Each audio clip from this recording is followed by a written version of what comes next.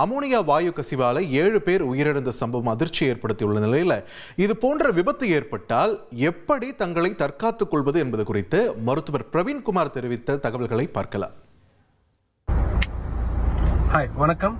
நான் உங்க doctor Praveenkumar, consultant physician and diabetologist, SRM Ramapuram, Chennai.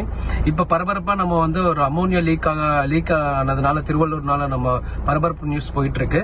இந்த அமோனியா லீக்னா என்ன, எதனால ஆகும், ஸோ இதனால என்ன பாதிப்பு வரும் ஹியூமன் பீயிங்ஸ் பார்த்தீங்கன்னா, இந்த அமோனியா லீக் நம்ம வந்துச்சுன்னா இது பல விதமாக நம்மளுக்கு காம்ப்ளிகேஷன்ஸ் நடக்கும். இது நம்ம இன்ஹலேஷனலாக நம்ம இது பண்ணிட்டீங்கன்னா ஒரு ரெஸ்பிரேட்டரி டிஸ்ட்ரெஸ் வரும், ரெஸ்பிரேட்டரி ஆஸ்பிக்சியா வரும், நுரையீரலுக்கான சம்பந்தப்பட்ட கெமிக்கல் பர்ன்ஸ் நடக்கும். அதனால என்ன ஆகும்னு பார்த்தீங்கன்னா ரெஸ்பிரேட்டரி டிஸ்ட்ரெஸ், மூச்சு குழாயில ப்ராப்ளம் இருக்கிறது, பல்மனரி எடிமா, மூச்சு குழாயில தண்ணி சேர்த்துறது, மூச்சு குழாயில ப்ராப்ளம் எல்லாமே வந்துடும். இது இன்ஹலேஷனல். Next injection. சம்டைம்ஸ் இது இன்ஜெக்ஷன் பண்ணிட்டீங்கன்னா நமக்கு த்ரோட் வழியாகவும் இன்ஜெக்ஷன் வழியாகவும் ஸ்டொமக்லேயே கெமிக்கல் பர்ன்ஸ் நடந்ததுனால ஒரு எரோசிவ் கேஸ்ட்ரைட்டிஸ், எரோசிவ் அல்சர் மாதிரி ஃபார்ம் ஆகி நமக்கு இன்ஃபெக்ஷன் வர்றதுக்கு வாய்ப்பு இருக்கு. பர்ன்ஸ் மாதிரி வர மாதிரி வாய்ப்பு இருக்கு. அதே ஸ்கின் மேல பட்டீங்கன்னா உங்களுக்கு கெமிக்கல் பர்ன்ஸ் மாதிரி ஸ்கின் தோல் எல்லாம் உருவி அந்த கெமிக்கல் பர்ன்ஸ் மாதிரி தெர்மல் இன்ஜுரிஸ் மாதிரி நடக்கும். ஸோ அதே நம்ம கண்ணுல பட்டீங்கன்னா நம்ம கண்ணுல இருக்கிற கார்னியா